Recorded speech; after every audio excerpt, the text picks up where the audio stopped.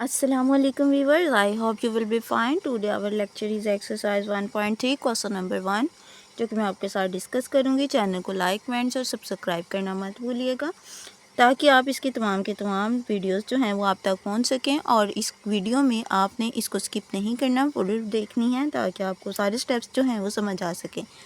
चलते हैं अपने क्वेश्चन नंबर 1 की तरफ। क्वेश्चन नंबर 1 में है the sum of the 3 consecutive integers. हमारे पास हमने 3 कंसेक्यूटिव इंटीजर्स लेने हैं, मतलब उनका डिफरेंस लेना है। डिफरेंस हो उनका 1 के साथ। कंसेक्यूटिव का मतलब होता है ऐसे टीचर्स जिनका डिफरेंस जो है वो एक दूसरे से सिर्फ एक डिजिट का हो। इंटीजर्स इज़ द 42 इन जो हमने कंसेक्यूटिव नंबर्स लेने हैं, इंटीजर्स लेने हैं, उनका सम जो है वो हमारे पास 42 हो। फाइंड 3 इंटीजर्स, और फिर उन 3 इंटीजर्स की वैल्यू जो है वो हमने फाइंड करनी है। तो देखते हैं नेक्स्ट हमारे पास इसका सोल्यूशन क्या है। तो सोल्यूशन की तरफ चलते हैं। हमने लेट कर लिया कि हमारे पास जो 3 कंसेक्यूटिव नंबर्स हैं वो x-1 है, x और x+1 है।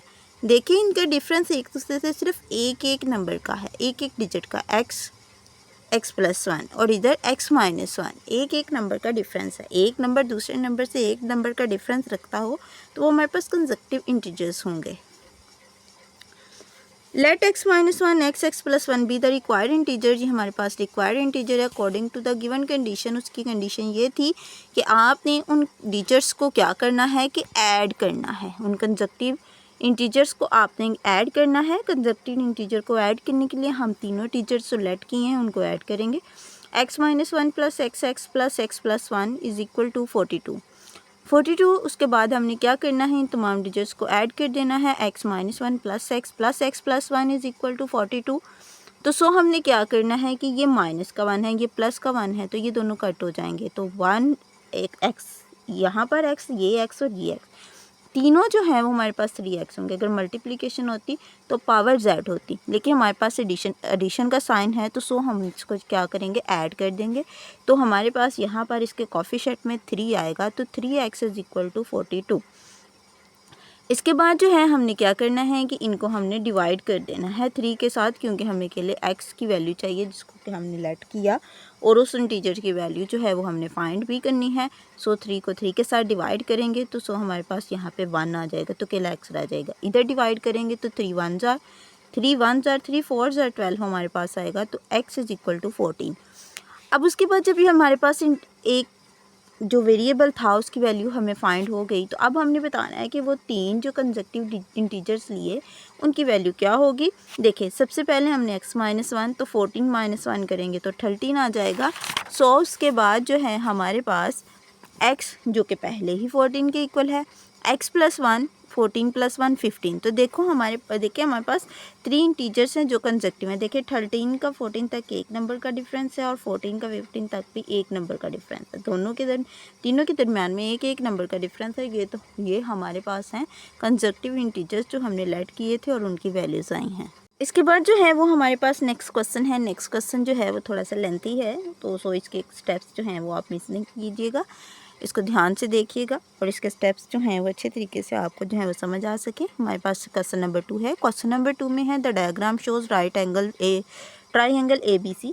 हमारे पास एक राइट ट्राइंगल है जो कि ABC है, in which the length of the AC, जो कि AC वाली लेंथ है वो हमारे पास 3 + 5 सेंटीमीटर में है। The area of the triangle is, जो हमारे पास ट्राइंगल है उसका एरिया भी इसने दे दिया 1 + 15 centimetre square. Find the length AB in the form.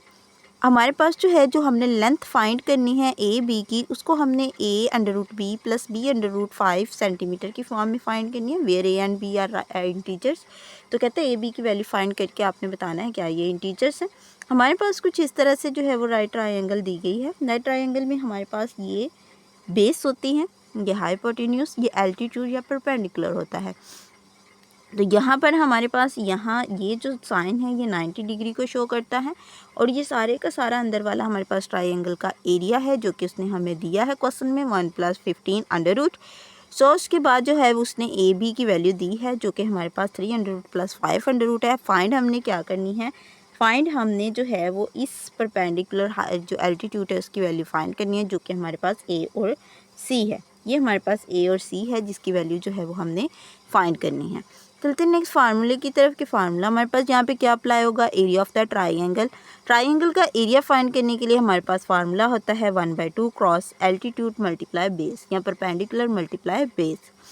अब एल्टीट्यूड जो है वो हमारे पास ए और सी है और बेस हमारे पास ए और बी है। बेस हमारे पास ए बी है और एल्टीट्यूड हमारे पास है ए और सी।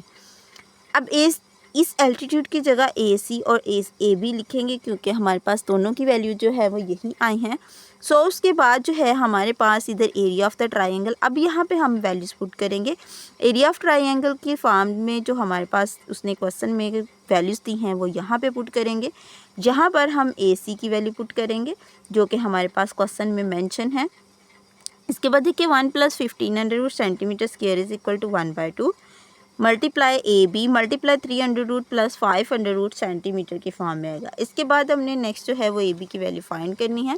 तो ए बी की वैल्यू फाइंड करने के लिए हमने क्या करना है कि यहाँ पर हमारे पास 2, अब देखिए उधर जो हमारे पास 2 मल्टीप्लाई हो रहा था, सॉरी डिवाइड हो रहा था, वो लेफ़्ट साइड पे जाके मल्टीप्लाई होगा, और जो उधर नंबर्स जो था वो ए सी की वैल्यू थी वो हमारे पास यहाँ मल्टीप्लाई हो रही थी, तो इधर आके जो है वो डिवाइड हो जाएगी।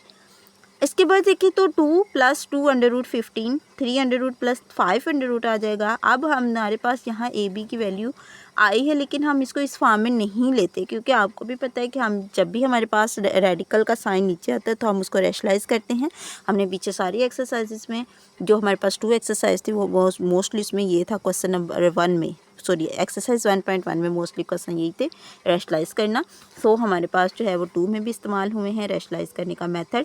रैशनलाइज डिनोमिनेटर हमारे पास ए बी जो है वो हमारे पास सारी की सारी वैल्यू ये आएगी, इसको मल्टीप्लाई करेंगे इसके डिनोमिनेटर के साथ, और डिनोमिनेटर के साथ मल्टीप्लाई करने का मतलब यही है हम कॉन्जुगेट लेते हैं। और कॉन्जुगेट हम कैसे लेते हैं कि अगर हमारे पास प्लस है तो इधर जाके माइनस के साथ मल्टीप्लाई और डिवाइड भी होगा।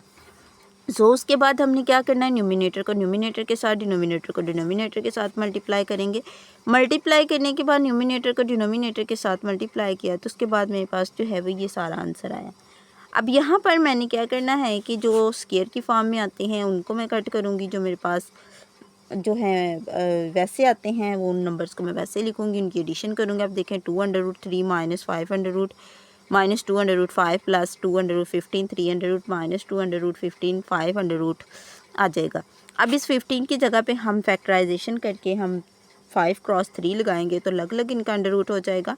तो यहाँ पर इसका स्क्वायर आ जाएगा 300 का, और यहाँ पर 5 के अंडर रूट का स्क्वायर आएगा। जब यहाँ पे 5 के अंडर रूट का स्क्वायर आएगा तो दोनों कट हो जाएंगे, तो यहाँ पर हमारे पास 300 आ जाएगा, और यहाँ पर हमारे पास जो है वो 3 का स्क्वायर कट हो जाएगा, और यहाँ से 5 का स्क्वायर कट होगा। सो हमारे पास जब 5 का स्क्वायर कट होगा तो नेक्स्ट स्टेप में हमारे पास जो है वो 2√3 - 205 + 2 × 3 √5 500 - 2 5 × 300 आ जाएगा, और नीचे -2 आ जाएगा क्योंकि हमारे पास 3 - 5 क्या होता है 2। सो नेक्स्ट स्टेप में हम क्या करेंगे, एडिशन और सब्ट्रैक्शन करेंगे। अब देखिए हमारे पास 2√3 यहाँ पे है और -6√3 यहाँ पे, 10√3 ये। अब 10 में से 2 माइनस करेंगे और यहाँ पर 6 में से 2 माइनस करेंगे क्योंकि इन दोनों के रेडिकल सेम है, इसका भी रेडिकल सेम है। तो सो -8√3 + 4√5 आ जाएगा हमारे पास, और डिवाइडेड बाय -2। अब -8√3 इसको हम डिवाइड करेंगे -2 के साथ, तो हमारे पास 4√3 आएगा, और यहाँ पर प्लस है तो यहाँ पे माइनस का साइन में हो जाएगा क्योंकि ऊपर प्लस और नीचे माइनस जब अलग अलग करेंगे तो हमारे पास -2√5 आएगा। तो 4√3 - 2√5 हमारे पास ये जो है यहाँ पे इसका आंसर आया। और फिर यहाँ पे हम बताएंगे कि यहाँ a √3 था, क्वेश्चन में उसने पूछा था हमसे कि a √3 + b √5, तो यहाँ पर हमारे पास लेफ़्ट हैंड साइड को राइट हैंड साइड के इक्वल करोगे, -2√5 is equal to a √3 + b √5। तो देखिए यहाँ पे a जो है वो 4 के इक्वल आएगा और b जो है वो -2 के इक्वल आएगा। तो a इज़ इक्वल टू 4 और b इज़ इक्वल टू -2 हमारे पास ये इसका आंसर होगा। यहाँ तक इसको करने के बाद a और b की वैल्यू जो है वो भी हम। नेक्स्ट क्वेश्चन नंबर 3 है। नेक्स्ट क्वेश्चन नंबर 3 भी ऑलमोस्ट इसी तरह का है, मिलता जुलता है, लेकिन वहाँ पे रेक्टेंगल है, वहाँ पे पीछे हमारे पास ट्राइंगल थी, तो यहाँ पे रेक्टेंगल है। यहाँ पे कहता है रेक्टेंगल है साइड्स ऑफ द लेंथ, उसने लेंथ बता दी। फिर उसके बाद एक लेंथ ये और दूसरा हमारे पास ये 5 - 4/2 under root me express the area of the rectangle. ये एरिया को शो कर रहा है रेक्टेंगल के, तो in the form a + b under root 2 हमारे पास आ जाएगा। So a + b under root 2 हमारे पास इसकी फॉर्म में आएगा। तो हमने इसका एरिया जो है फाइंड करना है, उसकी दोनों तरफ की लेंथ उसने दे दिया, express the area of the rectangle. ये हमारे पास जो है वो एरिया की रेक्टेंगल के एरिया हमने फाइंड करना है, दोनों लेंथ्स उसने दे दी हैं। सो उसके बाद जो है ए और बी की वैल्यू फाइंड करेंगे, जैसे ऊपर वाले क्वेश्चन में हमने फाइंड किया। सो क्वेश्चन का सोल्यूशन जो है वो स्टार्ट होता है। क्वेश्चन के सोल्यूशन में हमारे पास जो है वो सबसे पहले आप डायग्राम बनाएंगे। डायग्राम में हम आप लेंथ दोनों शो करोगे, ये विड्थ है और ये लेंथ है। यहाँ पर ये वाली साइड जो छोटी होती है ये विड्थ को शो करती है और बड़ी साइड जो वो लेंथ को शो करती है। So area of the rectangle हमारे पास लेंथ मल्टीप्लाई विड्थ होता है। तो पुट वैल्यू हम पुट कर देंगे जो उसने हमें दी है, 2 + 10 under root cross 5 - 4/2 under root. अब देखिए 18 अंडर रूट जो है उसकी हम फैक्टराइजेशन करेंगे तो हमारे पास आ जाएगा 3 अंडर रूट 2 और 4/2 अंडर रूट को रैशनलाइज करेंगे हम, उसके कॉन्जुगेट लेंगे। तो कॉन्जुगेट लेने के बाद जो है वो हमारे पास ये वाली फॉर्म आएगी। 4 अंडर रूट 2 की फॉर्म जो है वो ये बन जाएगी रैशनलाइज करने के बाद, और यहाँ पे 18 की जो है उसको हम रैशनलाइज करेंगे तो उसकी फॉर्म जो है वो ये बनेगी। सो उसके बाद जो है हमारे पास देन पुटिंग करेंगे हम इस वाली को इस यहाँ पर जहाँ पे हमने वैल्यूज़ पुट की, तो 18 की जगह है 3 अंडर रूट 2 पुट करेंगे, 4/2 अंडर रूट की जगह 2 अंडर रूट 2 पुट करेंगे। चलते हैं नेक्स्ट स्टेप की तरफ। वो हम एरिया ऑफ द रेक्टेंगल सारा जो है वो हम इसके अंदर पुट करेंगे। पुट करने के बाद जो है इनकी मल्टीप्लिकेशन हम करेंगे। मल्टीप्लिकेशन में हमने क्या करना है कि यहाँ पे देखिए 2 + 3 under root 2 cross 5 - 2 under root 2 आ जाएगा। तो बारी बारी मल्टीप्लिकेशन करेंगे। कल मैंने जो आपके पास लेक्चर पहले वाला था 1.2 उसके लास्ट वाले क्वेश्चंस में मैंने आपको जो है मल्टीप्लिकेशन के 2 मेथड बताए थे। या तो आप डायरेक्ट मल्टीप्लिकेशन कर लें या फिर आप इस तरह से लिख के मल्टीप्लिकेशन कर लें। इस तरह से लिख के करेंगे तो आपके लिए आसानी होगी, ताकि आपको स्टेप जो अच्छे से समझ आ जाएगा। सो 2 × 5 = 10 - 2 × 2 = 4 under root 2 + 15 5 × 3 = 15 under root 2 - 3 × 2 = 6 and 2 under root का square. 10 - 4 under root 2 + 10 under root 2 - 6 × 2 इन सबको मल्टीप्लाई करेंगे। 10 - 12 जो है वो -2 - 11 अंडर रूट 2 आ जाएगा। एरिया ऑफ रेक्टेंगल आ जाएगा। तो सोर्स ने हमारे पास क्वेश्चन में क्या पूछा था कि ए और बी की वैल्यू बतानी है।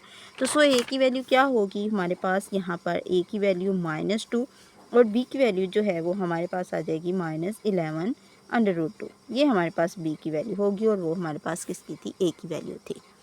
वो हमारे पास क्वेश्चन नंबर 4 है। क्वेश्चन नंबर 4 में हमने क्या करना है, find 2 numbers whose sum is 68। हमने कोई से 2 नंबर्स लेने हैं, उनका सम जो है 68 होना चाहिए, उनका डिफरेंस 22 होना चाहिए। आप एक्स जी ले सकते हैं, वाई जी ले सकते हैं, एक्स वाई ले सकते हैं। अब देखिए उनका सम लेट कर लिया, हमारे पास 2 नंबर्स हैं जो कि हमने ले लिए एक्स और वाई। उनका सम जो है वो x + y = 68 लेंगे। फिर उनका डिफरेंस जो है वो x - y = 22 लेंगे। जब हमारे पास 2 इक्वेशंस बन जाएंगी, एक ये इक्वेशन बन जाएगी, एक ये इक्वेशन बन जाएगी। ऐसे क्वेश्चन जो हैं वो आप 8 क्लास में करते हैं। तो वो जो 8 क्लास में आप क्वेश्चंस करते हैं तो आई होप कि आपको वहाँ से भी समझ आ जाती होगी, तो सो इसको समझना आसान होगा। अगर तो आपने 8 का मैथ अच्छे से किया है तो सो मोस्टली स्टेप्स जो हैं वो आपके 8 के मैथ से जो रिलेट करते हैं। एडिंग 1 और 2 ऐड करेंगे हम 1 और 2 को। अब हमारे पास ये 1 इक्वेशंस थी और ये 2 इक्वेशन थी, दोनों को ऐड करेंगे। यहाँ पर ऐड का साइन लगा लें।